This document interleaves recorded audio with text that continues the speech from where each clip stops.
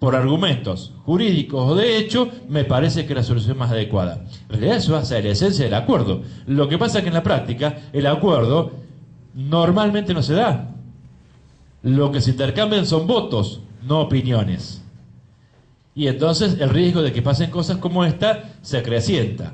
Pero si uno tiene la posibilidad y realmente hace uso de poder, sobre todo en aquellas cuestiones que pueden resultar un poco más complejas, conversar previamente con sus vocales y aunar criterios, o por lo menos aunar fundamentos de respecto a determinada cuestión, estos problemas no se plantearían. Pero cuando se pone en evidencia, evidentemente que jura que esto causa la nulidad del fallo porque los fundamentos no son suficientes. Lástima que se fue el doctor porque justo ahora que vengo a citar todos los fallos de la Cámara Primera, él se nos va y le dije, digo, eso de cobarde, porque...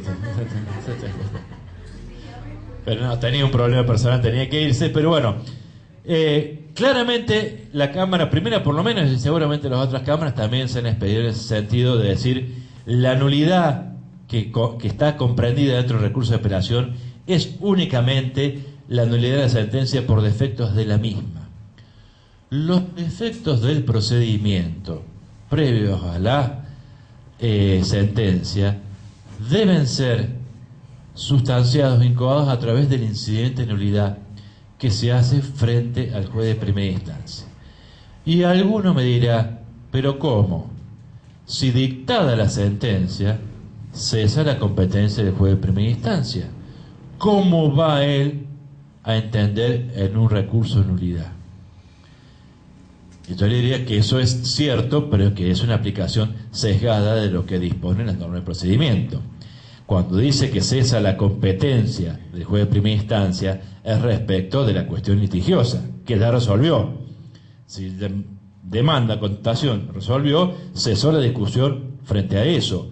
Pero no cesó su competencia frente a los incidentes que puedan plantearse, no cesó desde el momento que tiene la posibilidad de corregir o aclarar errores materiales o puntos oscuros o puntos omitidos, mientras no modifique la sustancia de la resolución, y además es quien está legalmente facultado y obligado a ejecutar luego lo que se decida. Es decir, que este cese de competencia en realidad es medio relativo. ¿Y quién, si no, es el más indicado para resolver respecto de un planteo de nulidad por vicio del procedimiento, que en principio, y a esa altura del partido, la única nulidad que sería admisible es la emergente de los vicios de la citación inicial, es decir, aquella que no me permitió concurrir y formar parte del proceso.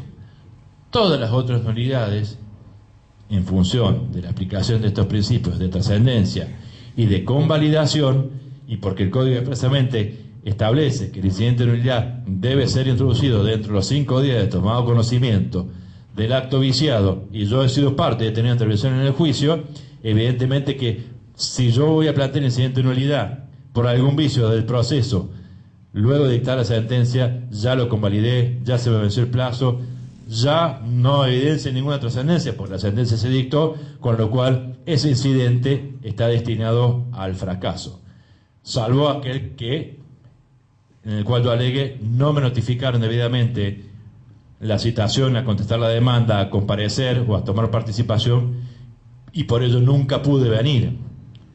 Y normalmente aparecen diciendo, me enteré que había un juicio en mi contra porque llegó el oficial de justicia a embargarme los muebles, o porque quise vender mi auto o mi casa y me encontré con que tenía un embargo trabado, o porque fui a retirar plata al banco y me enteré que tenía un embargo trabado sobre la cuenta que tenía en el banco.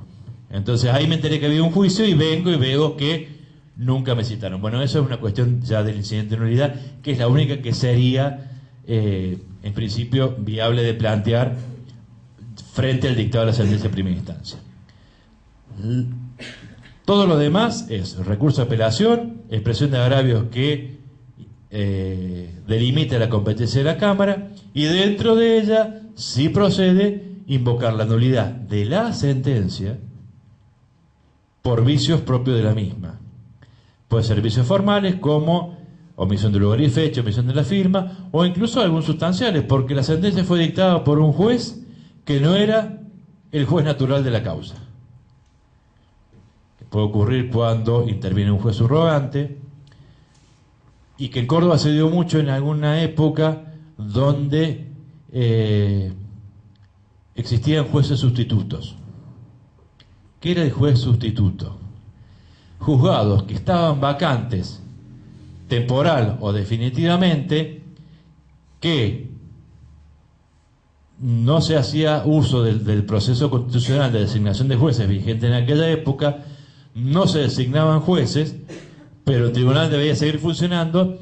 Entonces se habilitó legalmente la posibilidad de que el Tribunal Superior designe de manera provisoria personas que se encarguen como jueces de esos juzgados, y se llamaban jueces sustitutos, que tenían que tener algunos requisitos legales como si fueran jueces definitivos, pero que no tenían la estabilidad ni el acuerdo del Senado.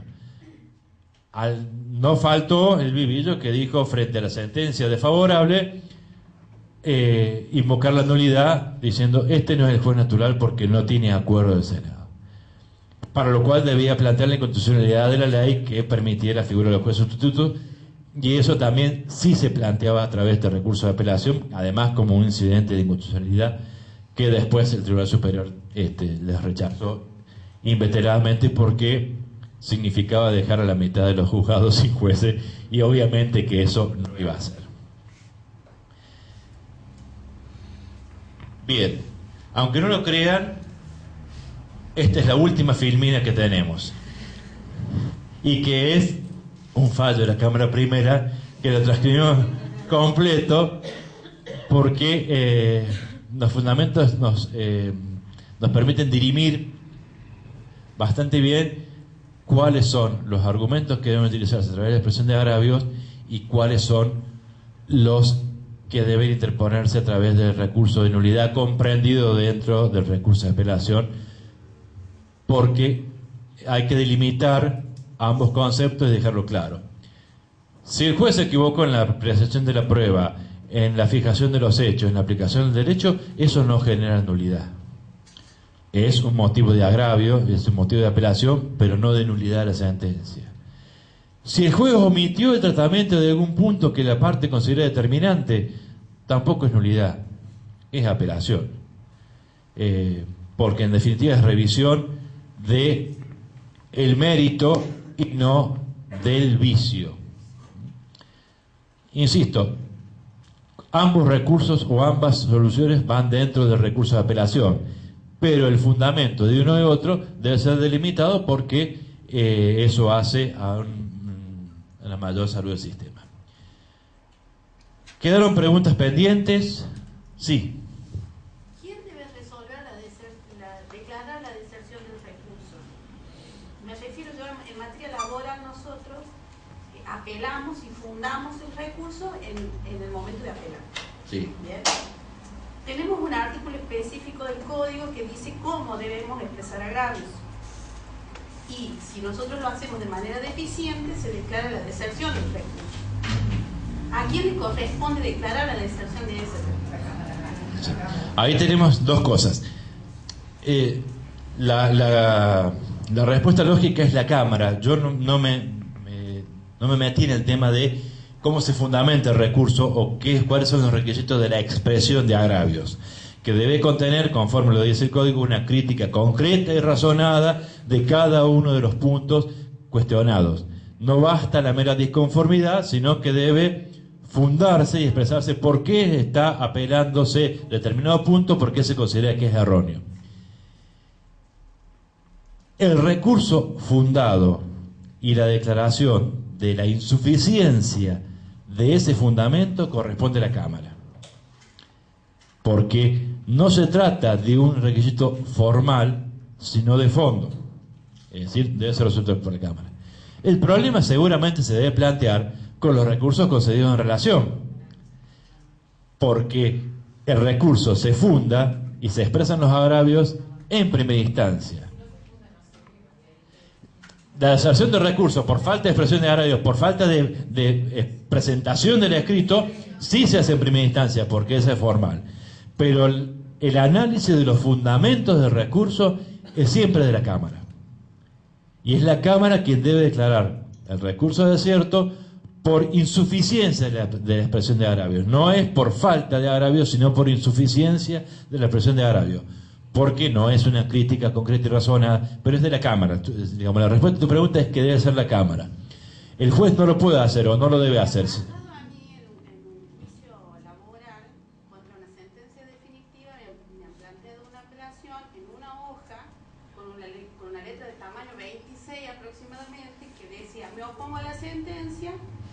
Porque me causa agravio, pero no dice nada más. Y se le da otra y se le va al campo. Pero en ese caso, en el juicio laboral, yo he planteado la insuficiencia de recurso y se declara. ¿pero debe fundar al momento de interponer el recurso de apelación?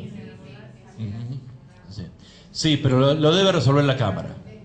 Me parece que lo debe resolver la Cámara. Aunque ese fundamento sea... Ahora... no está puesto acá, pero yo en los archivos de jurisprudencia que traigo anejo a esto y que si tenía tiempo iba a tratar de hacer algunos casitos prácticos, tenía uno de la Corte que es bastante sintomático, donde la Cámara había declarado desierto un recurso por insuficiencia de agravios frente a una apelación por honorarios. El condenado en Costa había apelado los honorarios por altos y aparentemente no había dicho más que eso. Y la Cámara le declaró desierto el recurso y fue la Corte y el procurador dijo, y la Corte hizo su fallo, dice, mire, si es el condenado en Costas que está diciendo que los honorarios son altos, ya tiene suficiente fundamentación, no le hace falta más y no le hace falta fundar nada más. Y si uno se pone a pensar en materia de regulación de honorarios, salvo que el juez haya hecho mérito de las reglas de evaluación cualitativa, es decir, la trascendencia de la cuestión, la actividad desplegada, pero se aplicó los porcentajes y le aplicó el mínimo en vez del punto medio o en vez del máximo, no hay mucho para fundamentar ahí. ¿Qué voy a decir? Mira, o son muy altos o muy bajos.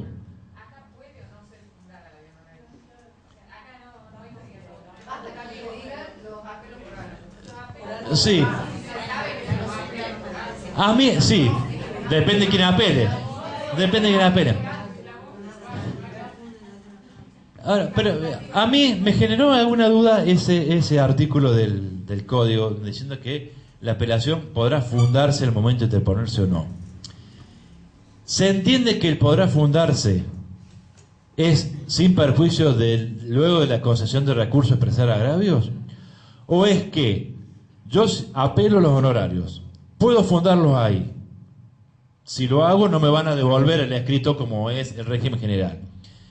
Pero si no lo fundo, ¿después no puedo expresar agravio? No. LBC.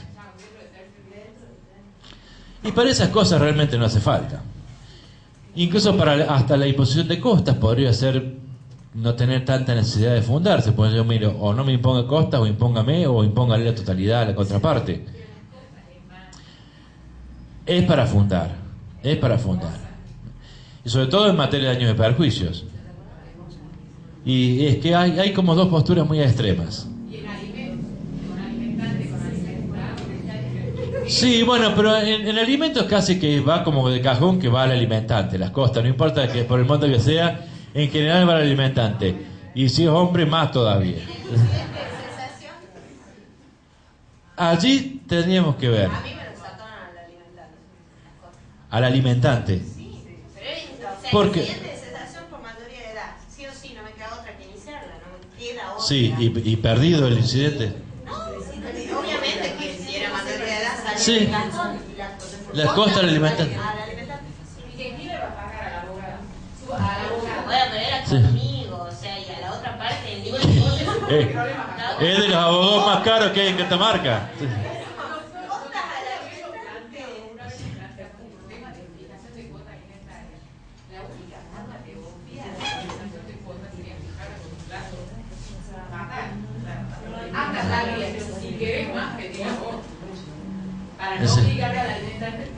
Ah, que pedir la cesación, sí.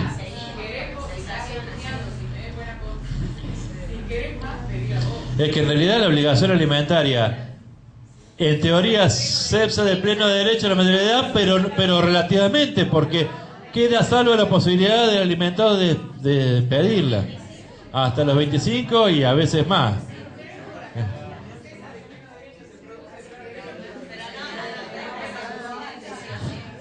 Sí. ¿Con oposición o sin oposición? Sí.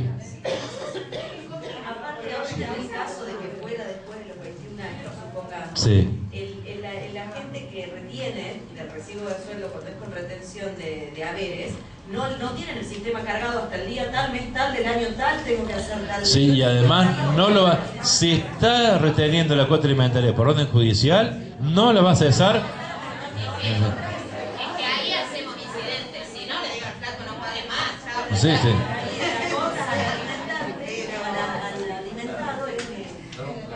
Sí, sí, es un problema, pero también es como el beneficio de gratuidad en materia laboral, es decir, aun cuando gane el empleador, que es lo menos, igual va a cargar con las costas. O en el caso de la ley de jubilatoria de la provincia en Córdoba, que no importa lo que vos plantees y no importa si lo ganes o no, las costas son siempre por su orden porque la ley así lo establece. Y resulta que yo me paga mal el haber jubilatorio, tengo que hacer un juicio para que me reconozcan el derecho que tengo, obtengo sentencia favorable, pero por ley las costas son por su orden. Se me obligaron a litigar, soy jubilado, que además está un tema, y aún así, depende del jubilado de que sea. En Córdoba, si sos jubilado de PEC, del banco o de la municipalidad, sí. Si enganchan alguno de esos, la soltera no es un tema menor. Bueno, pero podés convivir y esperar que se modifique el código. Porque si el código se modifica, a los 5 años es como si estuviera casada, igual, entonces está bueno. Sí.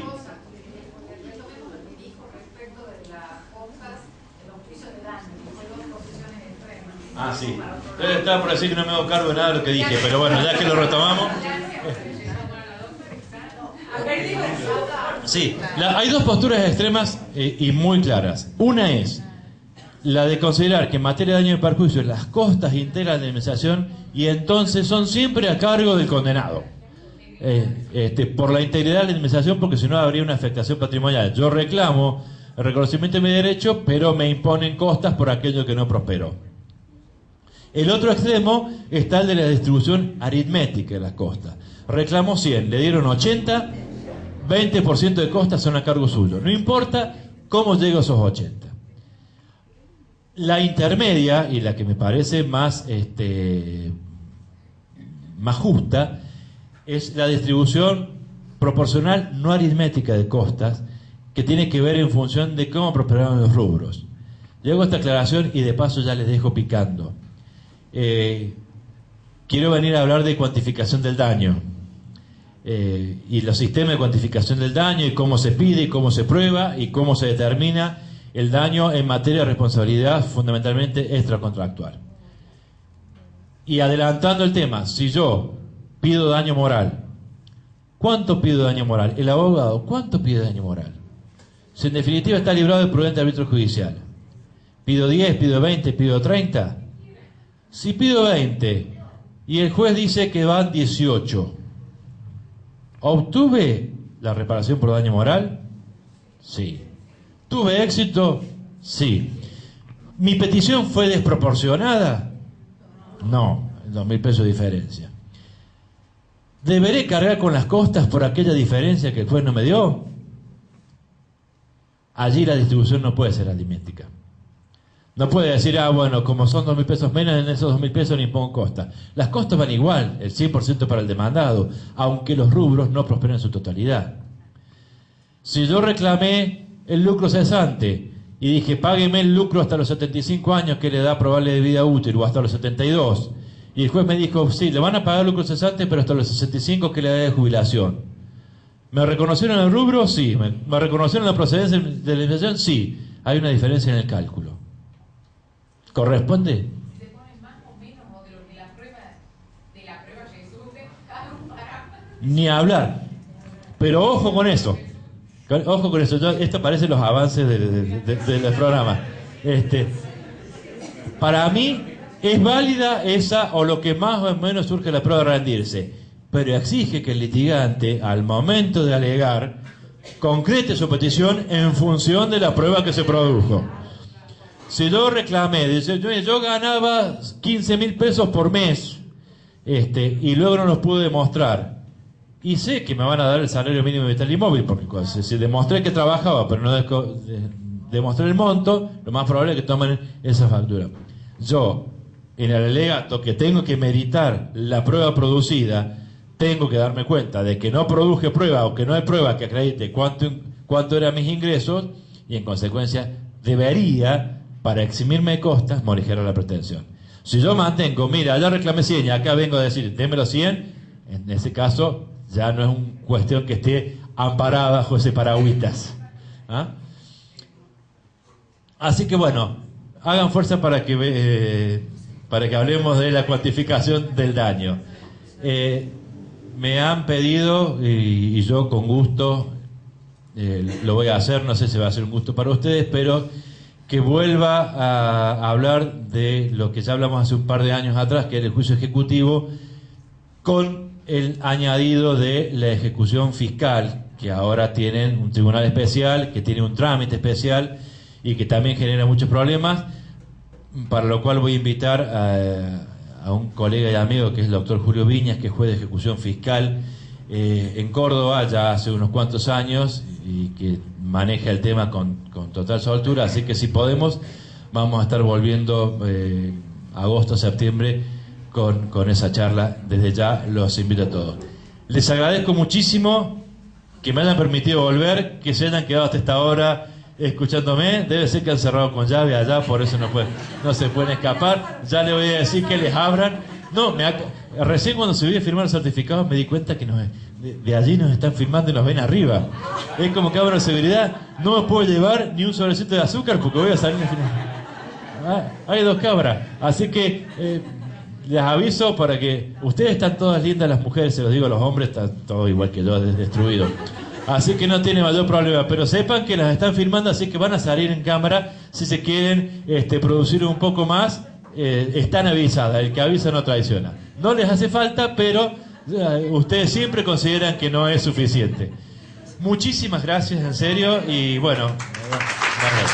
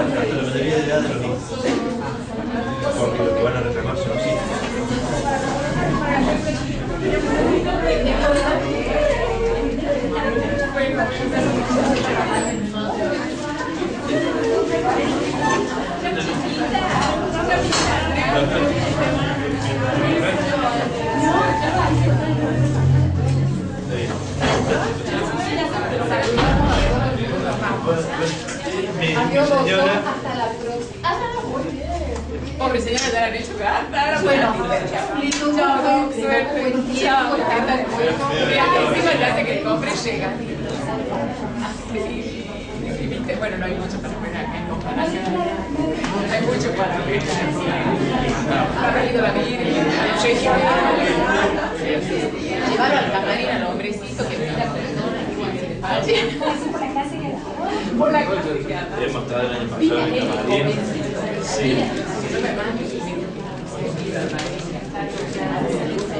Ah, sí, sí, sí. Ah, no sabía. Con Emilia tengo tanto porque ella una cobertura nacional y siempre me invita a dar una charla. Es un personaje siniestro. No sé si siniestro. Es un personaje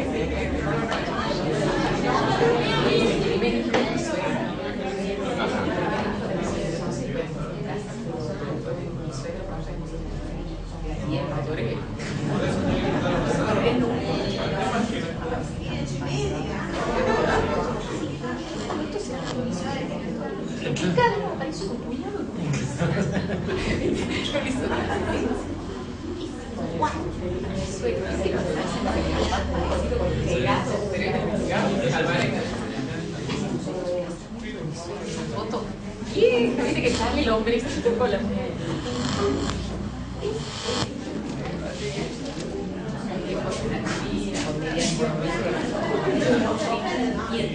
Ah, sí. es la mediadora.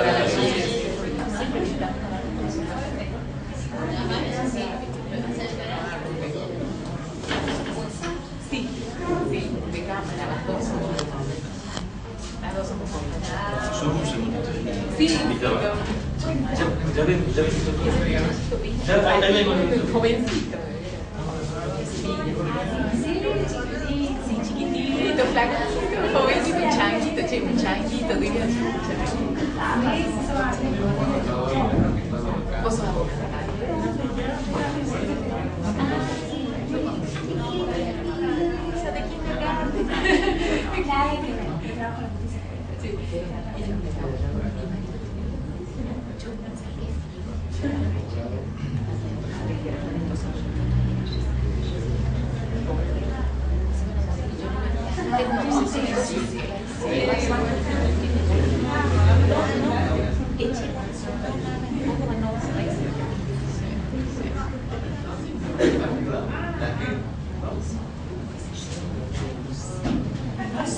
Sí.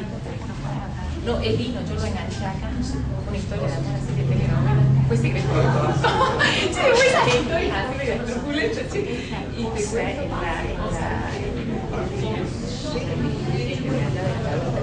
la hija del Pascude de Patricio. Eres amigo de siempre con la Covechara, con la Silvita Dauda. Ese ella sabe, además por está cuadrada,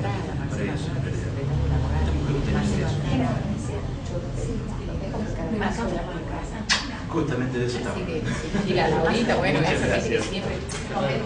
Estamos chumbeando. Me parece bien. Ya vos vaya muy bien, regreso y ya no soy duerme.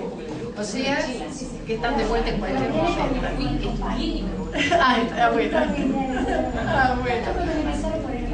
Está buenísimo. Bueno, ella que iba a ver algún periodo de la mañana de aburrirse, pero de todas formas,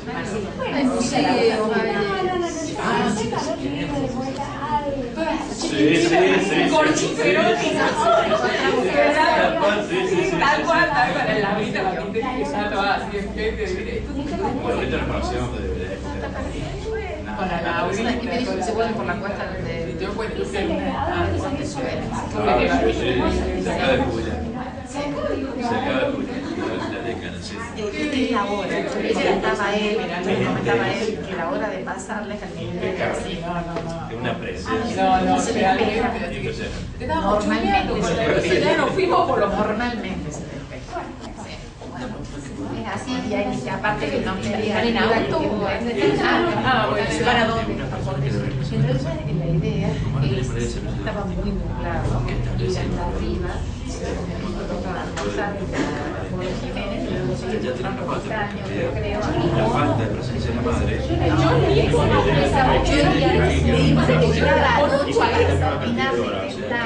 Sería el salario máximo de la escala está en un lugar hasta la mayoría de edad. todo el valle, se ve, es una cosa increíble, se ve la ciudad, se ve Paquín, se ve. Eso es de verdad que incluso Así son pauta legal. normalmente no conocen nada. Bueno, hay gente que le causa, inclusive viste la gente que tiene barrera, como que yo he soñado, uno siente que está en el aire como que está de chicas así, pero siente que está la inmensidad. Yo tenía fotos que le iba a mostrar. Yo fui cuando era chiquita, pero iba a hacer, a ver, yo fui cuando era chica y está asfaltada, y tiene poca distancia, lugares donde se pasa una probabilidad. cuando lo nosotros estamos acostumbrados, pero lo cierto es que no, porque siempre no es bacán, no era fiesta de todos. Y cuando llegan ahí, marcha atrás y estaban ahí una hora hasta que iban así. Pero hacía que me da pánico. No, ahora ya, miren lo que está todo bien ahora. Iban a recibir que todo mi sueldo, no, sino el porcentaje.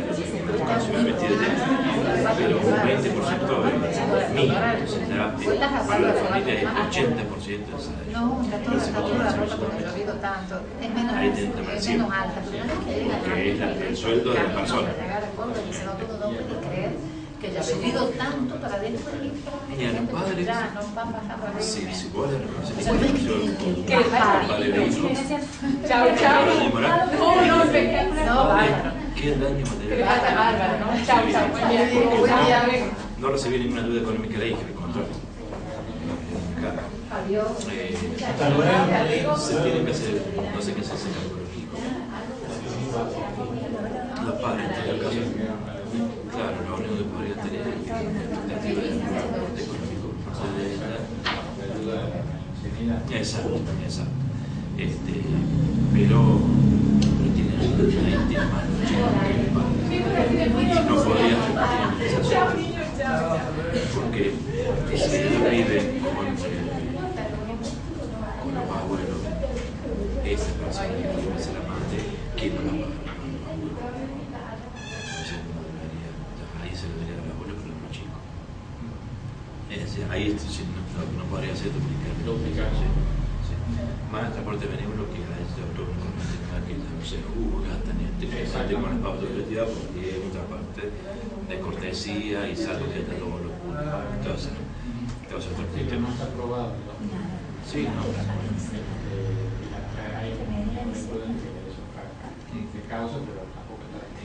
Claro, dice. Además que el condenado es tan víctima como la víctima. No, bueno, encima, ahí sí que seguro le puedo hablar de doble. Y así es. Bueno, muchísimas gracias, nos vemos. Gracias.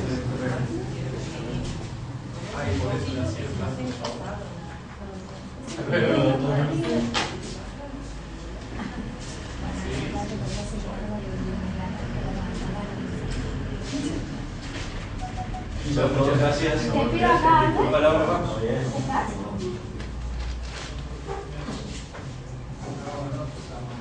¿Qué usted ya sacó todo?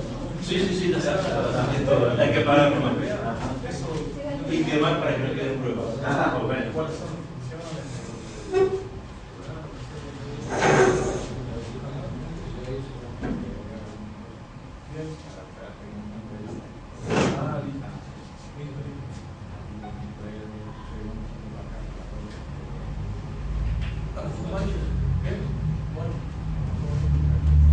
Muchísimas gracias. Nos vemos en la próxima. Chao, muchas gracias. Gracias. Adiós.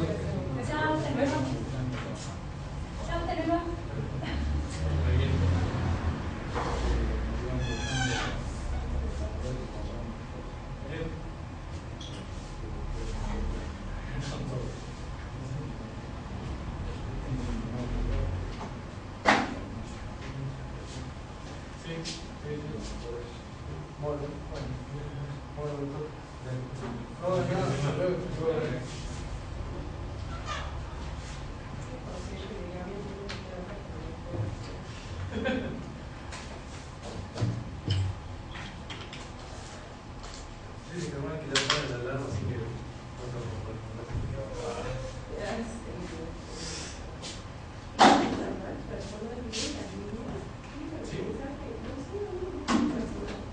Claro, pero Adri tiene personas. Nunca me dijo nada de... Y yo en colectivo y mi papá me iba ¿Qué? ¿Jorge? ¿La graban ahí? Sí, grabando. Cortale, por favor. No, me refiero ahí a la máquina. Ya está. Ya está el archivo. Ah, voy a lo copiaste. Sí.